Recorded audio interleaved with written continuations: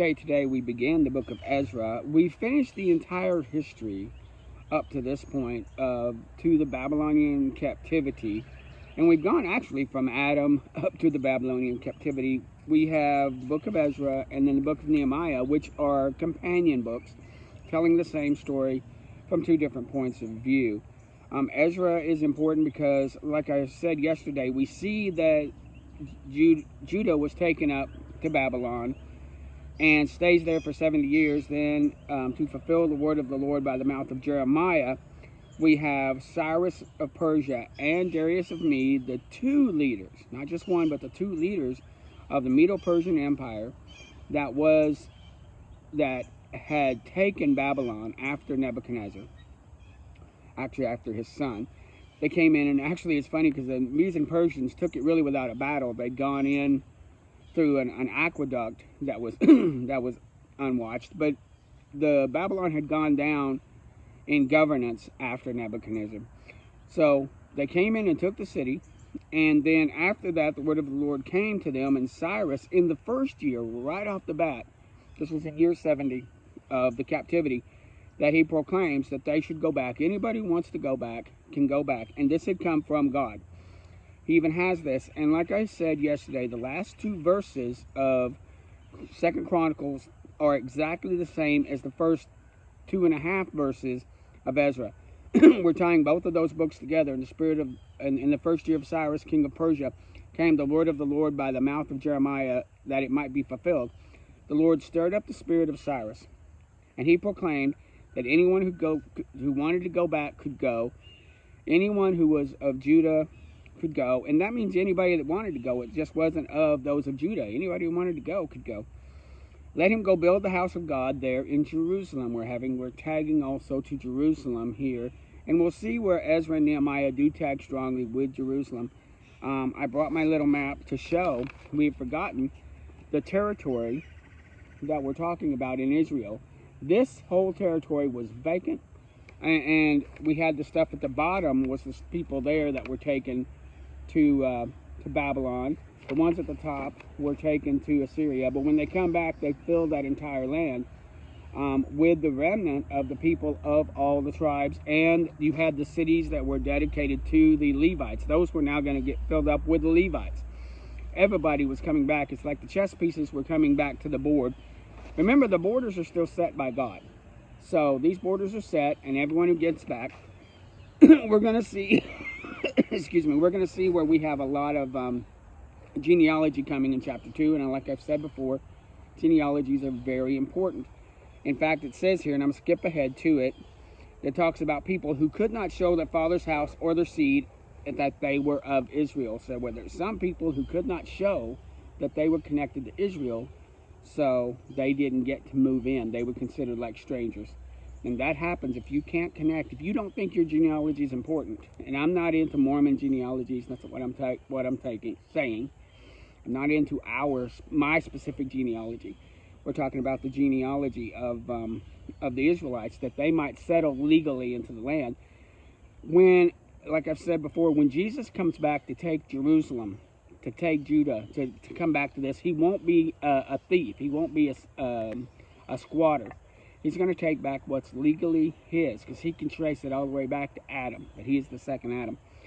So we see where they give this big proclamation. Most of chapter 1 is this proclamation that they would go back and let the men of this place help with silver and gold and give beasts. So the people were to provide for the sojourners, for those that were going back to Jerusalem, that the people, it wasn't just, okay, you can go by, see ya. This was a little bit reminiscent of Pharaoh. And it's interesting, we kind of get locked into a Pharaoh who, he was forced by God to be the bad guy. No, he could have been a good guy who listened to Moses, and we would have had a whole different story of the coming out. People, I know that God wanted to show his glory by showing his wrath. So God didn't make him harden his heart, but when he hardened his heart, God used that hardened heart to show his glory. I know that it sounds like I'm going against the book of Romans here, but you can't take Romans and define Genesis and Exodus. You have to use Genesis and Exodus and all of this to define Romans. So like I'm saying here is that the understanding that these good kings allowed for the people to go and gave them the riches and gave them the free will offerings for the house of God. And these were the Babylonians, and some of those people could have had free, I like to believe that they could have done it by a free will. They didn't have to have their nation destroyed and taken. They could have actually done it of a free will. We sometimes lock ourselves in with theologies and we can't see out of the box, you know, that we like to decide a person is right and we're just going to Xerox them and we're going to make the square pegs fit the round holes no matter what. So here, and we even see the word willingly. We see the word free will. We see willingly, and yet there are people who say there's no such thing as free will. I asked a guy once, go and find chosen for salvation anywhere. It's a supposition put upon the Bible. You don't find the words chosen for salvation anywhere. It's a supposition. And if you're a good work person, you can't accept suppositions. Remember, God says, or the psalmist said, that keep me from presumptuous sins. That's what a supposition is. It is a presumption. Well, I'm presuming that this is correct, and we're going to move with that. When legally you look at what the words say. So here you have this book of Ezra, and the people have now got all this stuff. And there rose up the chief of the fathers of Benjamin and Judah, and the priests and the Levites, all of them whose spirits God had raised. Well, that sounds what God had raised. Yeah, but you had already raised it up yourself.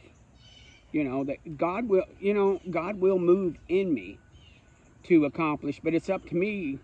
It's like with Esther. Mordecai didn't say, well, God shows you, you don't have a choice. He goes, hey, if you don't do it, somebody else will. He's raising up the hearts of anyone who will let him raise up their hearts. That fits. Why would you say willingly? If I'm the one who chooses who goes and who stays in Jerusalem, then it's not a willing heart. And we can play that. I'm not going to get into that discussion, but I ask people to use the grid work to try to find some of our theologies. That's what I'm asking. So we sit, and Cyrus brought forth vessels of the house of the Lord, which Nebuchadnezzar had brought forth, and had put them in the house of his gods. And he gave these vessels back, and we'll get a listing of them in a minute. Oh, here we have this listing actually. 30 chargers of gold, 1,000 chargers of silver, and 20 knives. We have bastions of gold, silver, bastions of silver.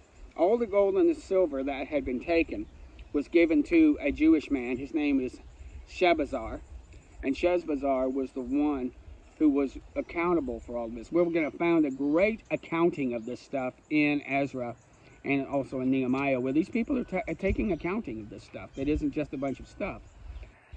And so we don't see the Ark of Covenant mentioned here, and I'm of those who believe that we don't know what happened to it. I believe that God put it away early, and I believe there's a theory that it went down to Ethiopia, and it's with Ethiopian Jews. There are other people who believe that it's hidden somewhere in Jerusalem. Either one could be a go. We know that it's coming back. We're going to find it. It won't be Indiana Jones. It'll be someone who finds it. Sets up the temple, and we know from our understanding of end times that the great Antichrist will use this to try to draw in all the people, including Israel. Chapter 2 talks about the children of the province that went up out of the captivity of those that had been carried away by Nebuchadnezzar, the king of Babylon, carried away to Babylon, and came unto Jerusalem and Judea, and they're led by a guy named Jerubbaal. And interesting, the second name here is a guy named Yeshua. So you have Jerubbaal, Yeshua, Nehemiah. He's going to come into play soon. We're going to see his role in this. And Shariah, Reliah, and Mordecai. Now, I don't know if that's the same Mordecai as with Esther. It might be. Maybe he's an older man now. I don't know if that's the same one. But we see these men leading. So it's interesting that there's a Yeshua in this leadership. And we go through the listing of the names. And when we as Christians read this is one of those, ho-hum, do I have to read it? Yes. It's important that we read every word. And think about it. 2,000 of the children of Parash. You've got 372 of Shephatiah. And you have of the children of Arah, 775. Now listen, some of these numbers are small. Think of small groups of people moving out together and then larger groups of people moving out together. Build this in your mind. We're going to see at the very end that this is 42,000. It's almost 50,000 people when it says here, when you have the maids and the servants, they added to it. I'm going to verse 64, it says, the whole congregation together was 42,360. But there were maids and servants. There were another 7,337 that were among them, and 200 singing men and singing women. So you had this music going along too. We also get, when Nehemiah talks about this, he is afraid, this is going to be a long journey. There are thieves all over the place and all kinds of bandits. Remember the Amalekites. The Amalekites, remember, at the time of Moses, were like traveling pirates. They were like traveling pirates who would go and take what they wanted. They skirted around after Israel, picking up the weak. Well, you still had those groups around. And other groups. Maybe you had enemies of Israel that did not want to see this. We're going to see this later with Sanballat and Tobias, two men who did not want to see the establishment and who pushed against Nehemiah.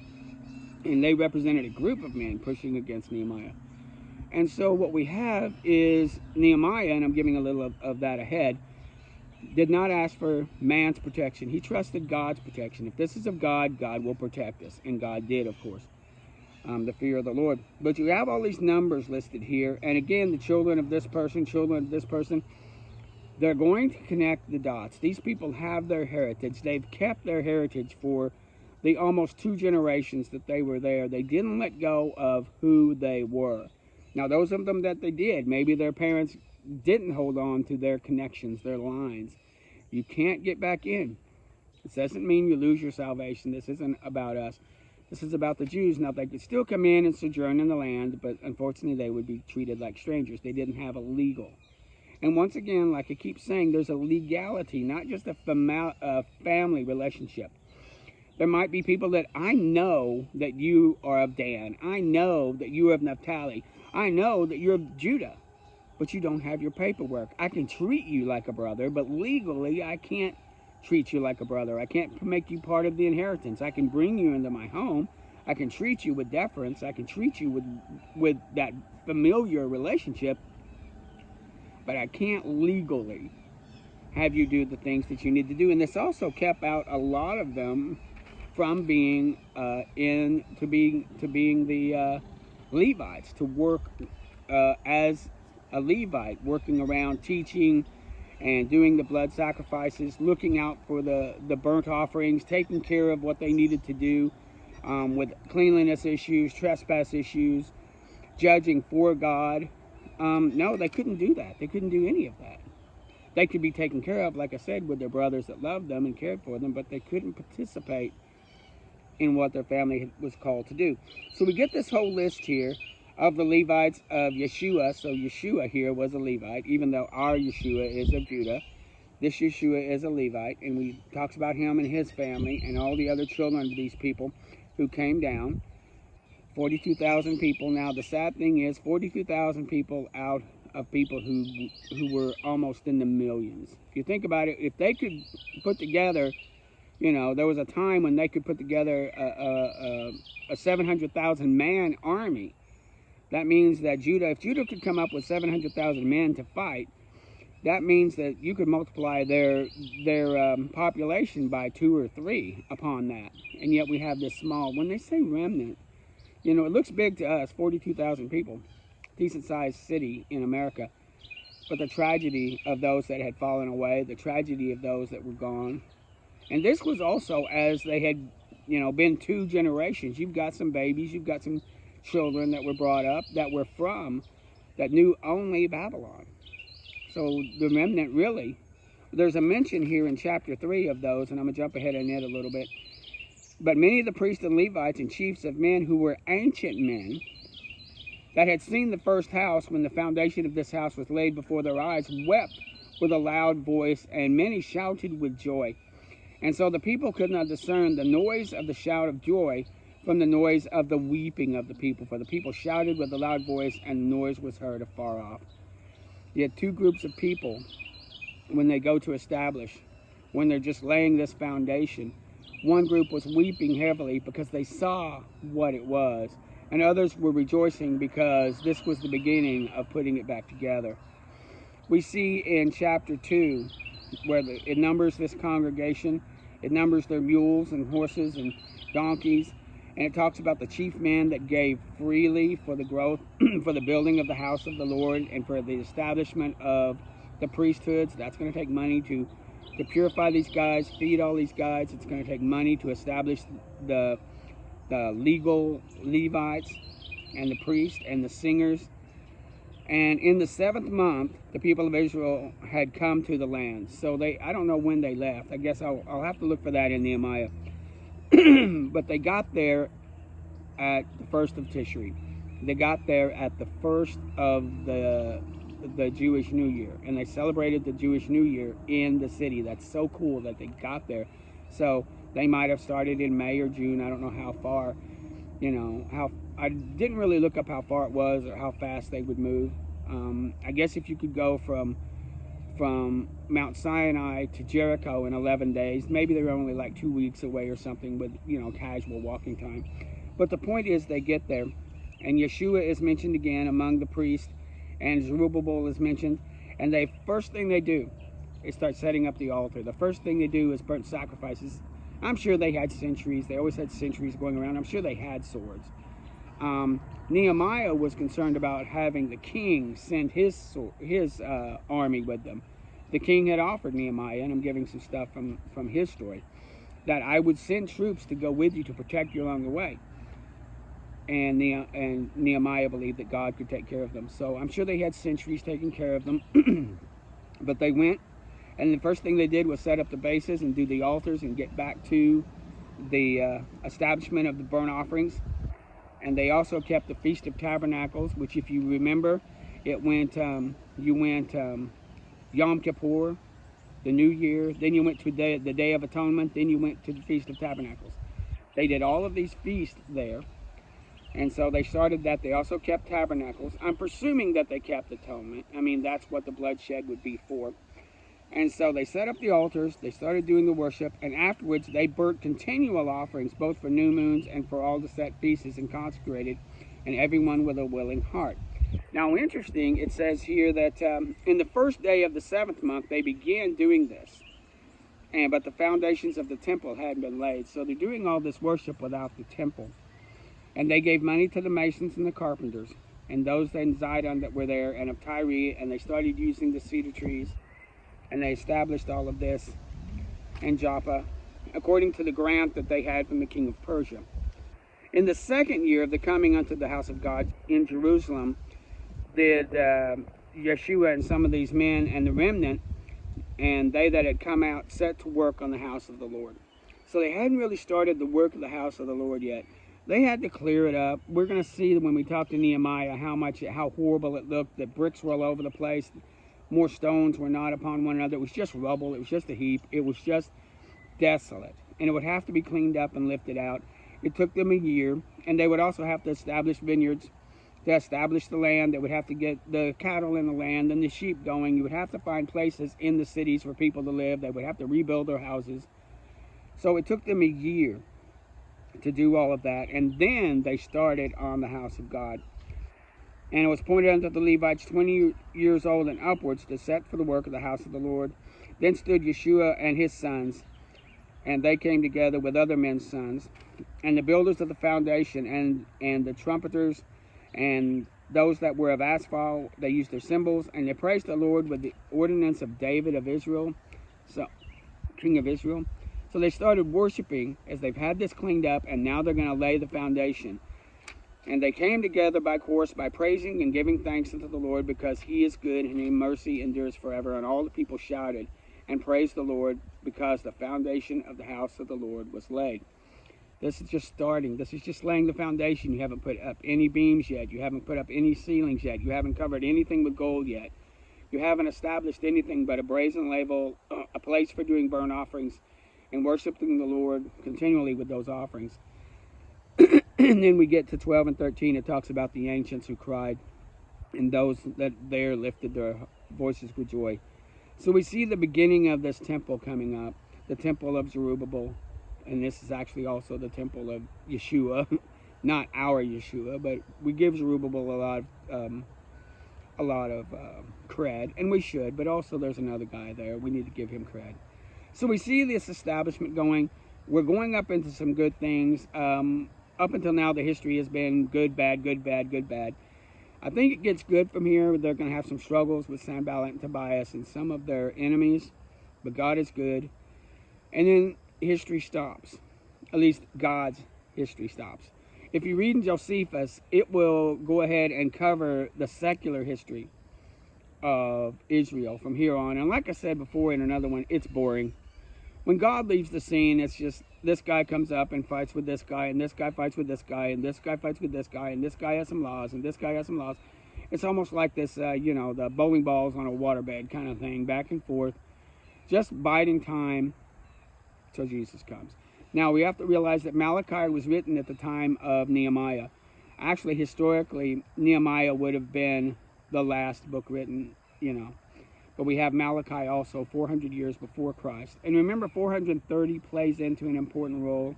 It was 430 years if you go back from, I think it was from Abraham to Moses kind of thing. So you can see these 430s coming into play. You see some of these numbers that are lining out, the 70 weeks of Daniel coming into play. When we look at the 70s, we look at it was 70 years for the Sabbaths that were owed to God. Then we look at a 7-year tribulation. We don't want to get lost in all of that, but it is interesting to look at these things. We'll see in Daniel that the day that Yeshua presents himself is given to Israel. I thought that was interesting. The exact day they should have been excited for Israel, but instead they were, who's this guy? They didn't even know to look for him, and that's sad. We are called to watch. I know that many Christians say, you don't know the day or the hour. Well, I'm not setting a day and the hour. It's not important to know the day and the hour. It's important that I watch. That's what you're supposed to learn from that scripture. Don't worry about it. You're not going to know it anyway. I know that a lot of people are, the coming of the Antichrist, the coming of this and coming of that. Well, I need to be looking at those signs so I can warn and tell and with joy show that Christ is on his way. Thank you.